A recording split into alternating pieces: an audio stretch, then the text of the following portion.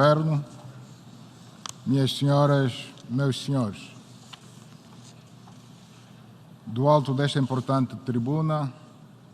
saúdo a todos os presentes, com votos de que este encontro constitua mais um passo decisivo na procura da paz e da segurança internacional e de uma relação mais justa e equilibrada entre todas as nações. Os conflitos político-militares e as enormes desigualdades econômicas ainda existentes representam uma ameaça permanente a toda a humanidade, o que nos leva a nos unirmos num esforço comum na resolução dos problemas reais que constituem as nossas prioridades, como a proteção do ambiente, a erradicação definitiva da fome e da pobreza, das doenças endêmicas, do tráfico de pessoas e drogas, da imigração ilegal, do terrorismo e de outros atentados à paz, criando o ambiente adequado ao progresso social e ao desenvolvimento. Para se cumprir esse nobre desiderato, importa concentrar todo o nosso empenho na resolução pacífica dos conflitos, que levam alguns países a um clima permanente de tensão ou de guerra iminente. Defendemos o multilateralismo nas relações internacionais, pois só ele contribui efetivamente para a paz e a segurança mundiais. Assim, nunca é demais insistir na necessidade de uma reforma profunda da Organização das Nações Unidas para que possa melhor cumprir com a grande responsabilidade que tem na gestão e resolução de conflitos e na prevenção das guerras. Reiteramos a necessidade de se alargar o número de membros permanentes do Conselho de Segurança, contemplando nomeadamente a África e a América do Sul, pelo facto da atual composição que contemplou na altura, sobretudo as potências vencedoras da Segunda Guerra Mundial, já não refletir a necessidade de um mais justo equilíbrio geoestratégico mundial. Minhas senhoras, meus senhores, a tensão prevalecente na Península Coreana, que continua a pôr em perigo a paz mundial, deve continuar como uma das grandes preocupações da comunidade internacional. Encorajamos e felicitamos os esforços diplomáticos que vêm sendo feitos pelas grandes potências mundiais, nomeadamente pelos Estados Unidos da América, a Rússia e a China, no sentido de se fazer daquela parte do nosso planeta uma zona de paz e de segurança. Preocupa-nos igualmente o conflito do Médio Oriente, que se vem eternizando, sendo fundamental que as sucessivas e pertinentes resoluções do Conselho de Segurança das Nações Unidas sejam respeitadas, em especial as que dizem respeito à importância da criação de um Estado palestino independente, que convive em paz com o Estado de Israel e desenvolvam entre si normais relações de vizinhança e de cooperação econômica. Com relação à crescente tensão no Golfo Pérsico, onde se situam importantes reservas de crudo ameaçadas pelo conflito latente e na iminência de pôr em perigo a segurança energética mundial, apelamos à contenção de todas as partes envolvidas e que sejam encontradas as melhores soluções à mesa das negociações. A África, nosso continente,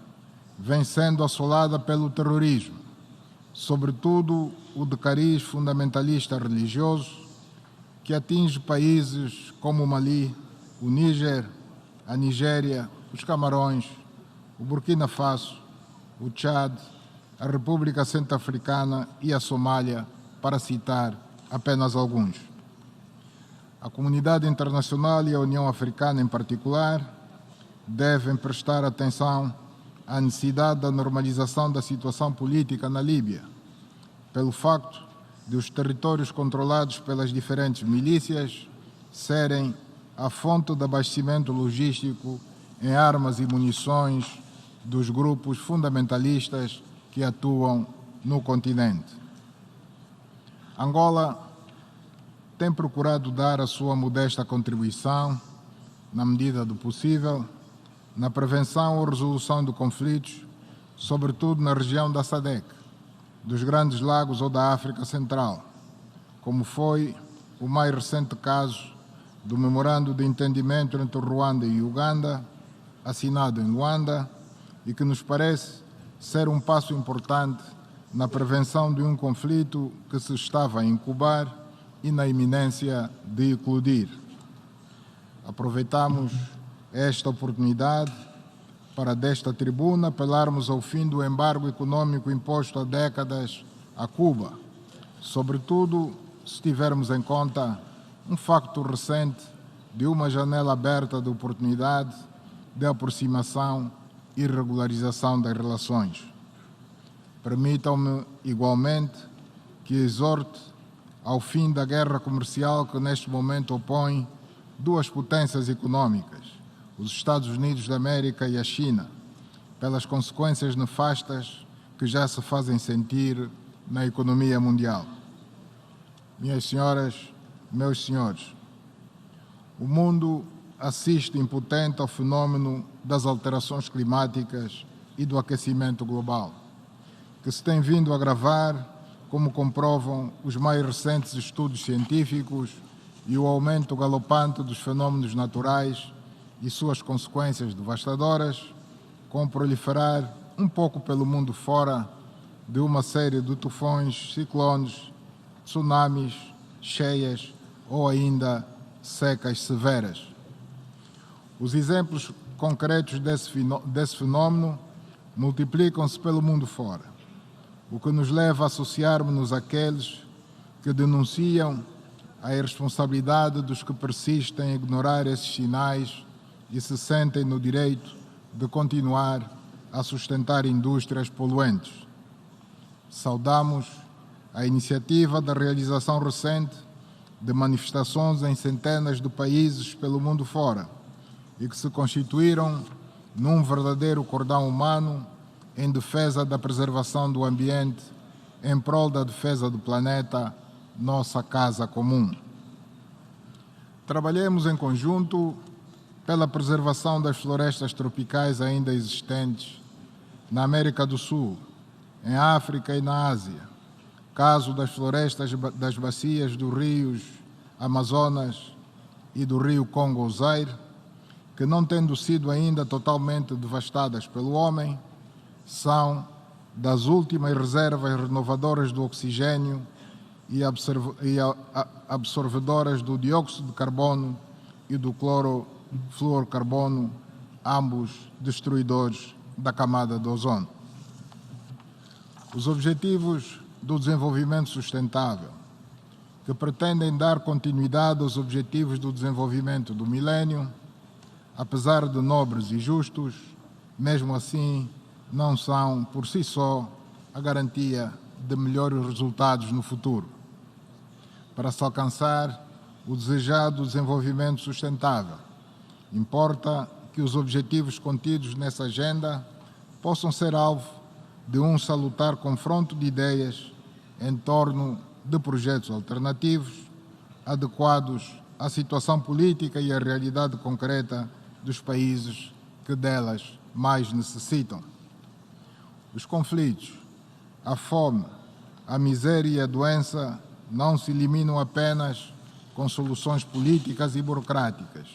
mas também através da boa governação, do combate à corrupção e outros males sociais, da defesa do ambiente e do reforço de valores como a dignidade humana,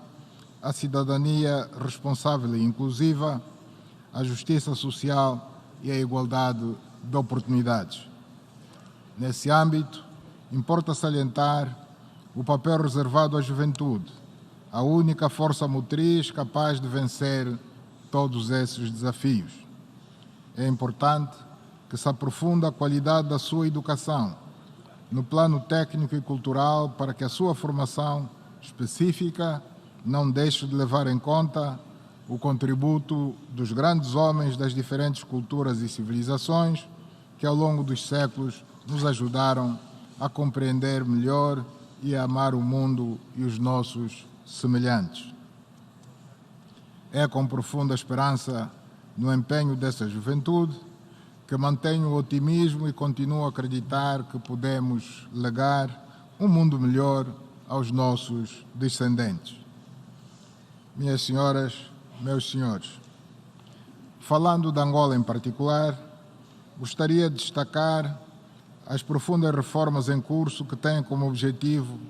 construir de facto um Estado democrático de direito, combater a corrupção e a impunidade, promover a cultura da responsabilização e prestação de contas pelos servidores públicos, criar um ambiente de negócios mais atrativo ao investimento privado nacional e estrangeiro e, deste modo, aumentar a produção interna de bens e de serviços, reduzir as importações de bens de primeira necessidade, aumentar o leque e a quantidade de bens exportáveis e aumentar a oferta de emprego. O Executivo encara todos esses desafios com bastante seriedade e transparência. Entre outras medidas, estão em processo de privatização cerca de 150 de empresas e ativos públicos de diferentes setores da economia, incluindo o petrolífero, e lançamos um ambicioso plano de construção e reabilitação de infraestruturas de produção e distribuição de água e energia, construção de hospitais e estabelecimentos de ensino, reparação de vias secundárias e terciárias e outras, e que vão abranger a totalidade dos 164 municípios do país, tendo já o orçamento assegurado para tal. Aproveitamos ainda esta oportunidade para dizer que Angola está hoje aberta ao mundo, aberta ao investimento estrangeiro em todos os domínios da nossa economia. Muito obrigado pela atenção.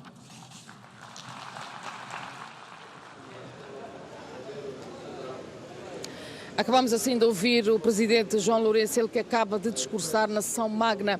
da 74ª sessão da Assembleia Geral das Nações Unidas, um discurso que marca assim o ponto mais alto da sua deslocação a Nova Iorque. Nos próximos serviços noticiosos vamos trazer com certeza os pormenores deste discurso. Boa noite. Muito boa noite, Fernanda Manuel, em direto de Nova Iorque.